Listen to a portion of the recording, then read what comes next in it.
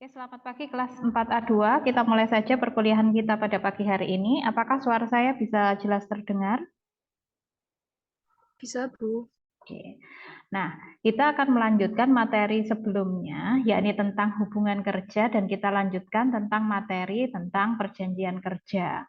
Materi ini sudah pernah saya share ya kemarin pada saat saya tidak masuk, dan saya harap sudah agak dipelajari sehingga kita kali ini saya hanya tinggal menjelaskan saja.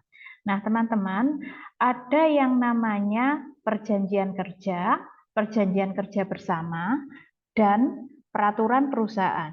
Nah, kita akan membahas terlebih dahulu tentang bentuk-bentuk persyaratan kerja yang menghasilkan hubungan kerja.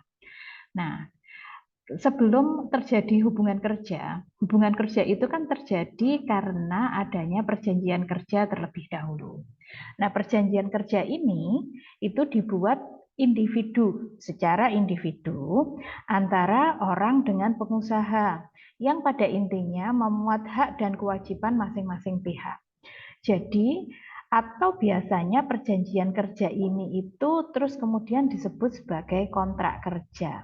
Nah, kontrak kerja atau perjanjian kerja ini dibuatnya individu per orang. Jadi antar satu orang itu pasti akan memiliki perjanjian kerja yang berbeda, yang terpisah dari orang yang lain, dari pekerja lain yang berada di dalam yang ada di dalam perusahaan tersebut. Nah, kemudian di dalam perjanjian kerja itu yang dimuat adalah esensinya ada beberapa hal. Yang pertama adalah kesepakatan antara karyawan dan perusahaan. Kemudian untuk waktu tertentu dan waktu yang tidak tertentu. Jadi perjanjian kerja itu ada dua.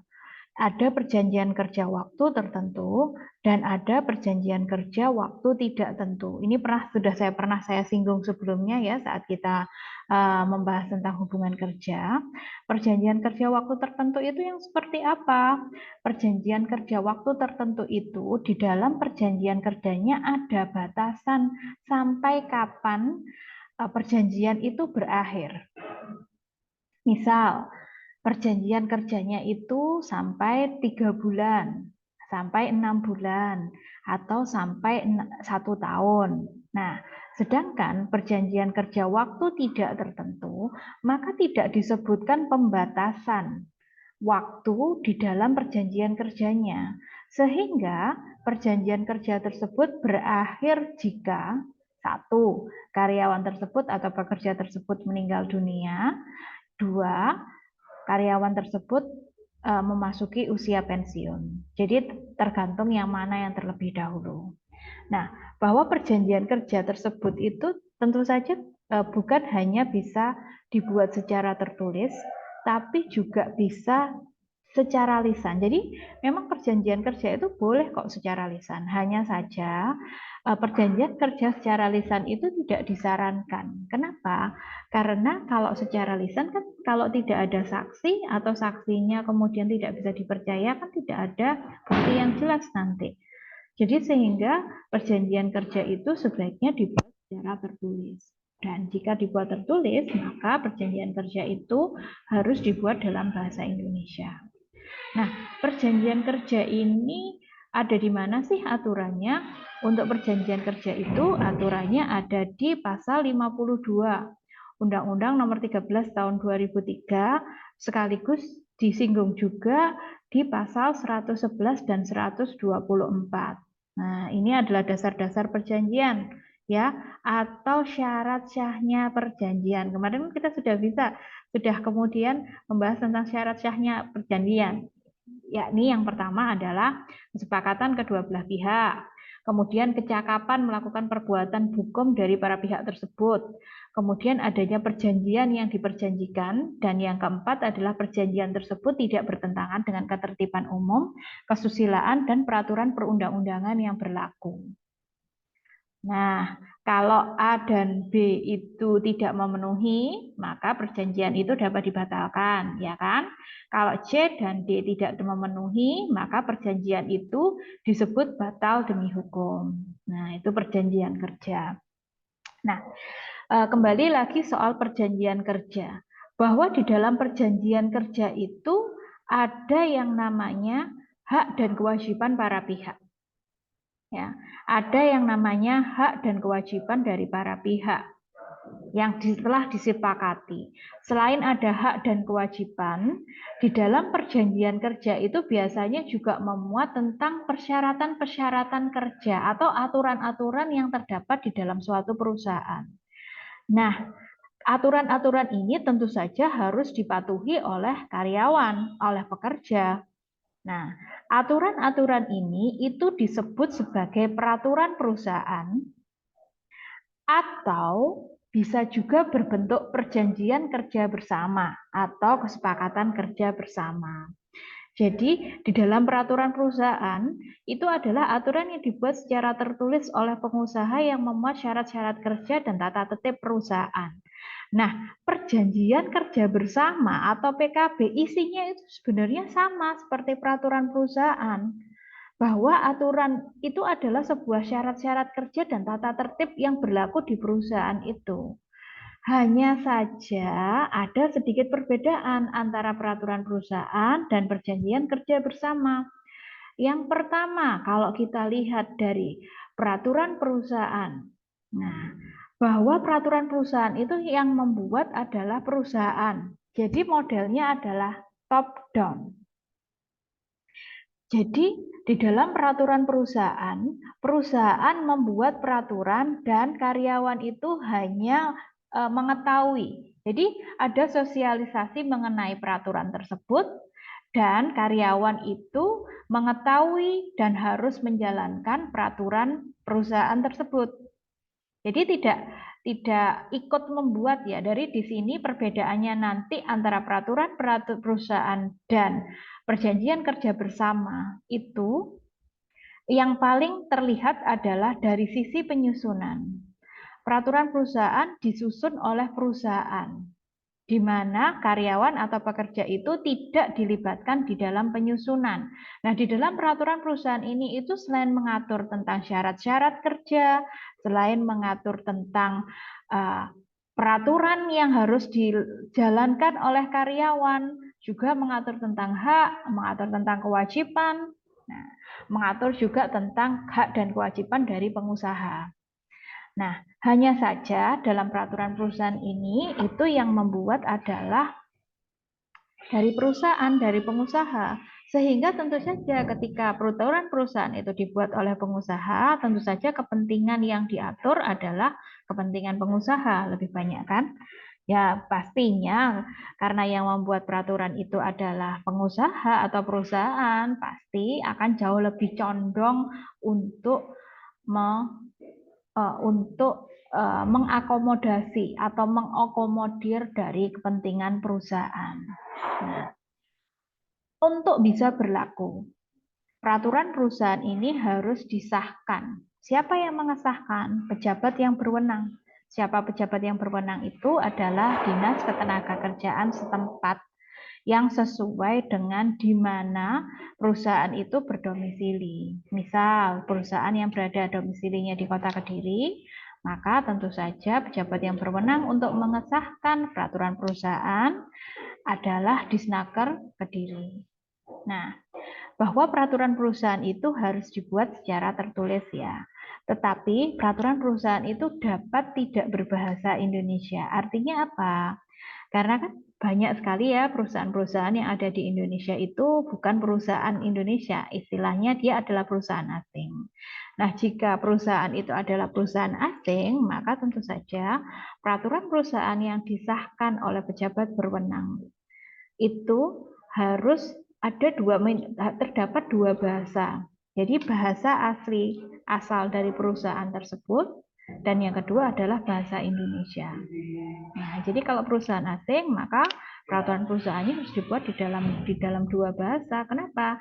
Karena bisa jadi terdapat perbedaan tafsir antara peraturan perusahaan yang masih berbahasa asli sesuai dengan kehendak dari pengusaha dengan terjemahannya di dalam dengan terjemahannya yang ada di dalam bahasa Indonesia. Nah, seperti itu. Itu peraturan perusahaan. Nah, Kita lihat di dalam ketentuannya tentang peraturan perusahaan. Siapa sih yang harus punya peraturan perusahaan itu?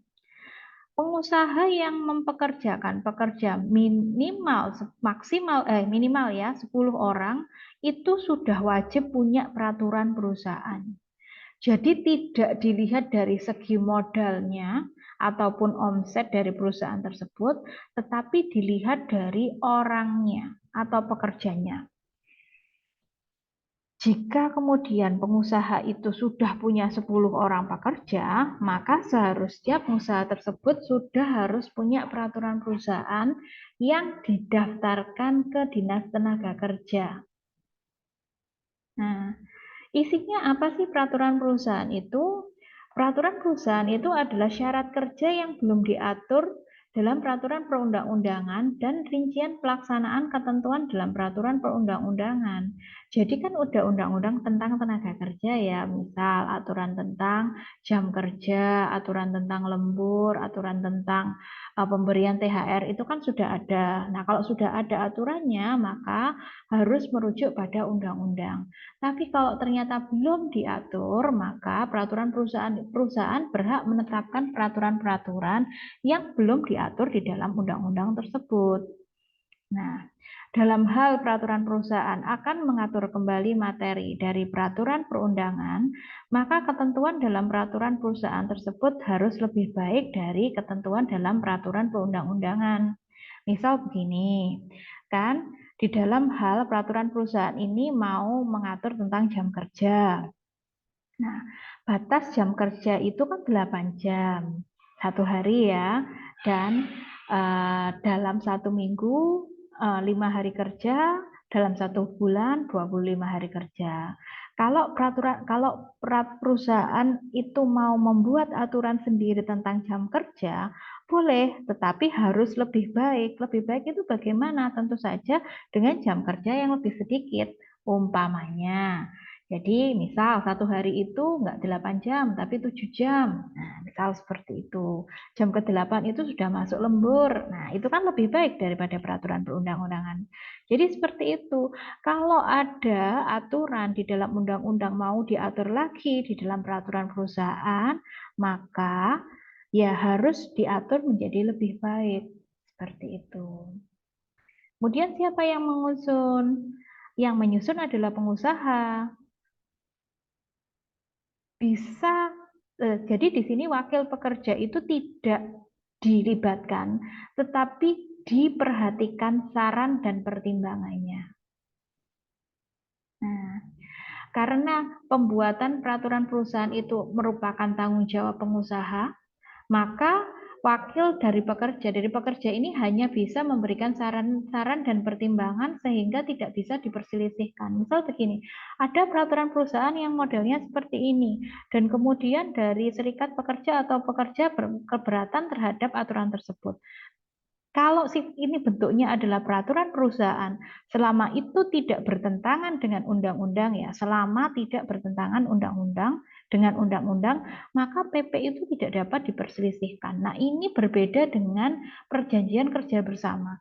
Kalau perjanjian kerja bersama itu dapat diperselisihkan. Jadi bisa diajukan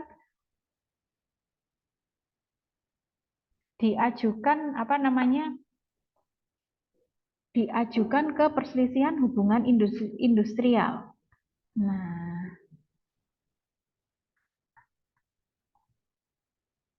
seperti itu. Bentar.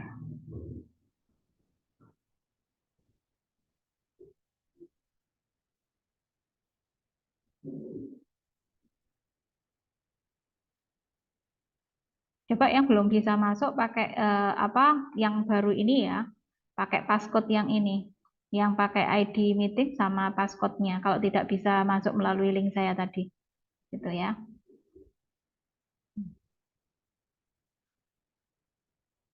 Oke, saya lanjutkan tentang peraturan perusahaan. Ini tadi kan dalam hal penyusunannya, peraturan perusahaan itu disusun oleh perusahaan. Wakil dari pekerja itu hanya dipersilahkan untuk memberikan saran dan pertimbangan. Yang namanya saran dan pertimbangan itu berarti tidak wajib dituruti loh ya, tidak wajib dituruti. Dan kalaupun peraturan perusahaan itu sudah jadi, karyawan itu atau pekerja tidak dapat menggugat keberadaan peraturan perusahaan tersebut. Jadi peraturan perusahaan itu tidak dapat diperselisihkan. Ya, selama peraturan perusahaan itu tentu saja tidak bertentangan dengan undang-undang. Karena kalau bertentangan dengan undang-undang, nah itu bisa di situ ada namanya perselisihan tentang tafsir. Nah, itu merupakan bagian dari perselisihan hubungan industrial. Nah, ini tentang pemilihan dari wakil pekerja atau buruh ya. Jadi intinya di dalam perusahaan itu kan ketika mempekerjakan misal lebih dari ada banyak orang yang dipekerjakan lebih dari 100 gitu ya. Kan tidak bisa kemudian 100 orang itu nanti sama-sama mengusulkan kepada perusahaan. Pastinya harus ada perwakilannya. Nah, harus ada perwakilannya. Nah, siapa yang kemudian dipilih menjadi wakil pekerja? Wakil pekerja ini dipilih secara demokratis oleh para pekerja mewakili dari setiap unit kerja yang ada di perusahaan. Jadi wakil pekerja ini atau wakil buruh jika tidak ada serikat buruh, jika tidak ada serikat pekerja, maka tidak boleh ditunjuk oleh pengusaha siapa yang menjadi wakil karyawan, tapi harus dipilih sendiri oleh karyawan. Oke. Terus, sekarang tadi kan saya sampaikan bahwa peraturan perusahaan itu harus disahkan dulu ya, didaftarkan, kemudian disahkan. Nah, ini pengesahannya siapa? Pejabat yang bertanggung jawab ini siapa saja? Yang pertama di bidang di kabupaten kota, kepala instansinya. Di provinsi juga kepala instansi atau direktur jenderal pembinaan hubungan industrial. Nah, untuk perusahaan yang terdapat lebih dari satu provinsi. Nah, pejabat yang bertanggung jawab, pejabat yang bertanggung jawab di bidang ketenagakerjaan ini harus meneliti kelengkapan dokumen dan meneliti materi peraturan perusahaan yang diajukan. Dan tidak boleh lebih rendah dari peraturan perundangan yang berlaku. Bu, berarti peraturan perusahaan yang dikirimkan ke Dinas Tenaga Kerja itu bisa dikembalikan? Iya, bisa. Jadi kalau seandainya ada peraturan perusahaan ya, kan dikirimkan ke Dinas Tenaga Kerja untuk disahkan. Ternyata setelah melalui pemeriksaan, ternyata pasal-pasal yang ada di dalam peraturan perusahaan tersebut itu lebih rendah dari peraturan perundangan yang berlaku. Maka dari pihak yang bertanggung jawab, pejabat yang bertanggung jawab, bisa kemudian mengembalikan peraturan perusahaan tersebut untuk direvisi. Jadi untuk direvisi. Nah, setelah itu dikirimkan kembali. Nah, kemudian berlakunya peraturan perusahaan 2 tahun ya. Nah,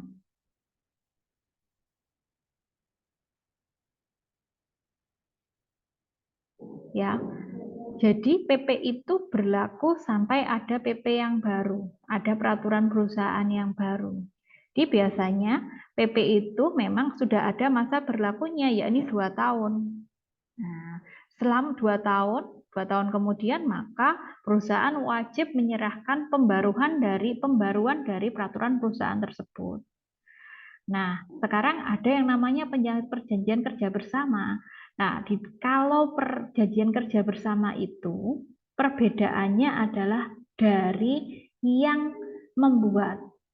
Nah, jadi kalau perjanjian kerja bersama itu dibuat bersama antara serikat pekerja, atau jika tidak ada serikat pekerja, maka dibuat oleh perwakilan pekerja dan perusahaan atau yang mewakilinya. Terus bentuk dari perjanjian kerja bersama itu tertulis berlaku umumnya selama 2 tahun atau sesuai dengan kesepakatan.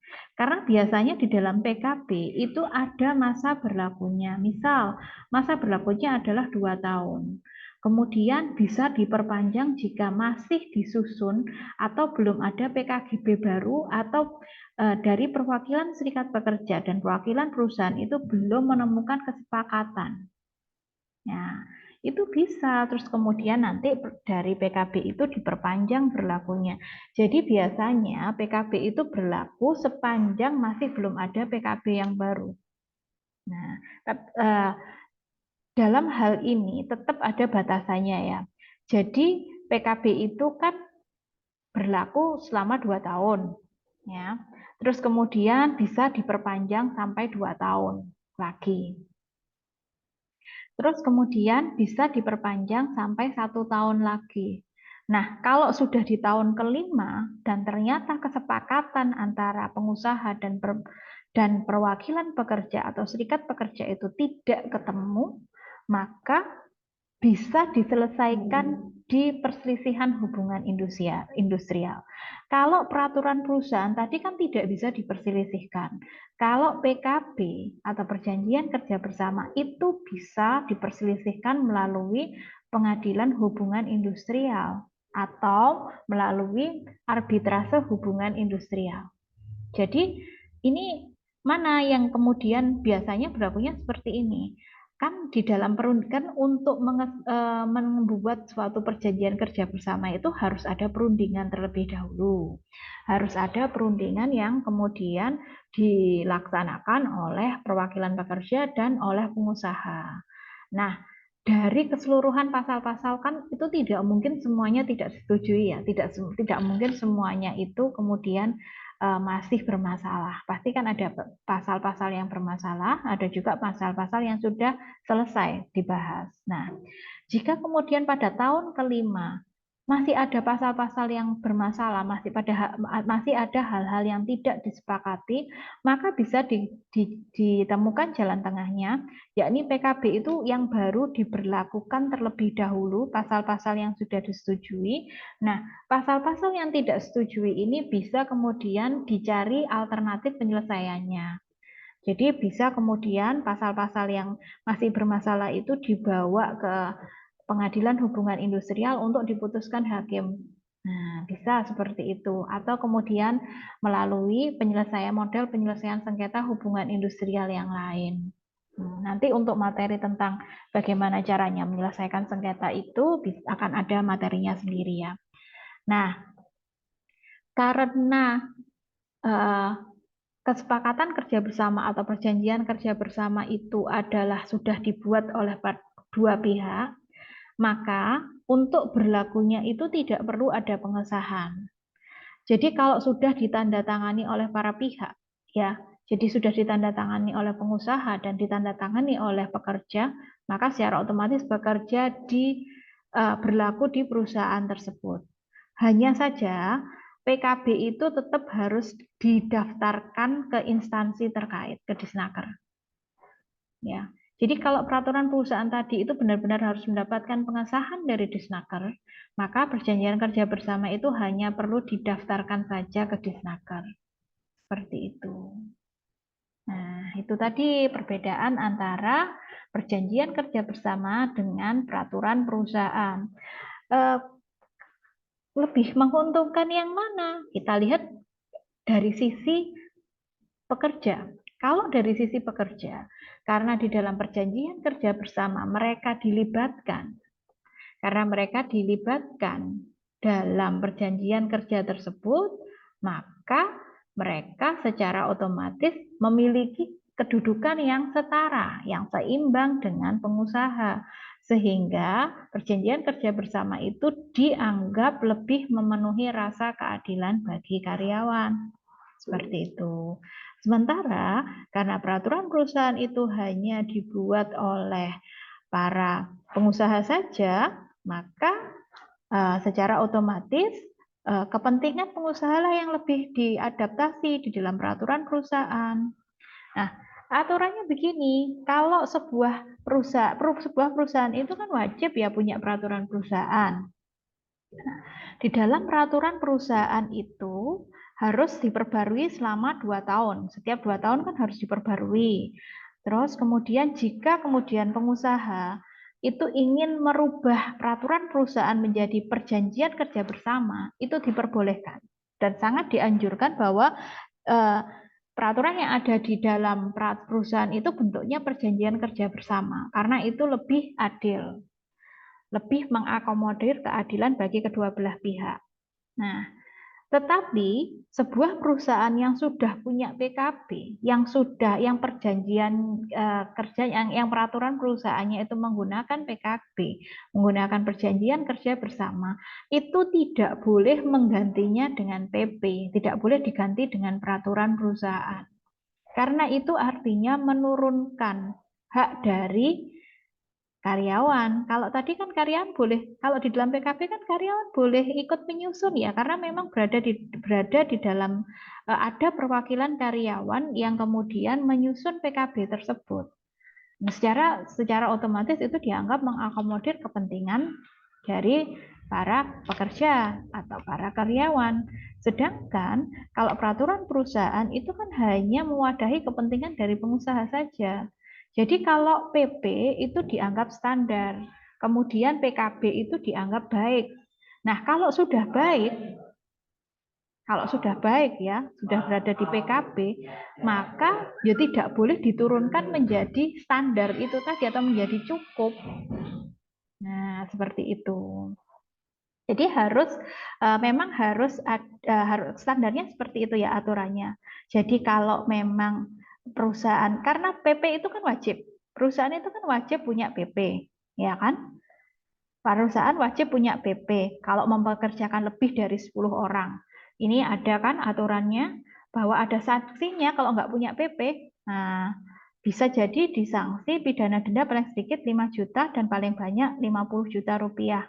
Ini merupakan tindak pidana pelanggaran.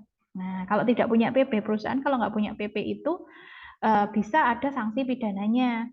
Nah, tetapi kalau kemudian dia sudah bahkan punya PKB yang dianggap lebih baik, terus kemudian diturunkan jadi PP, nah itu dianggap juga merupakan sebuah pelanggaran. Jadi tidak boleh. Kalau sudah PKB harus PKB terus.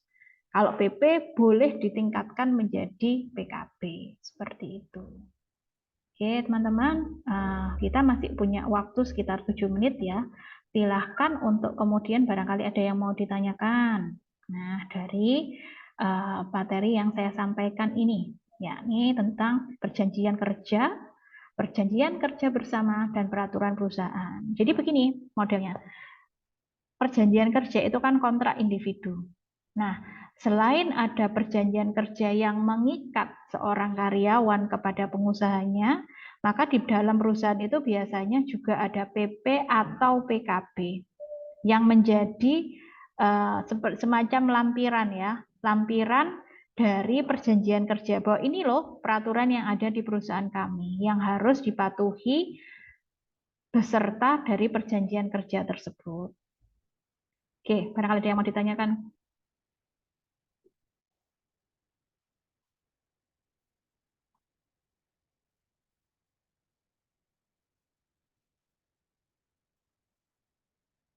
Gimana? Kelas 4A2? Oke. Oke, mungkin nanti untuk pertanyaannya bisa disampaikan pada saat itu ya, pada saat pada saat di kelas mungkin agar lebih efektif begitu. Oke, saya minta untuk Mbak Ata men-screenshot siapa saja peserta yang datang. Ada 27 di sini saya lihat, minta tolong di-screenshotkan ya, nanti dikirim ke grup. Oke. Gimana? Apakah sudah jauh? Tidak ada yang tanya?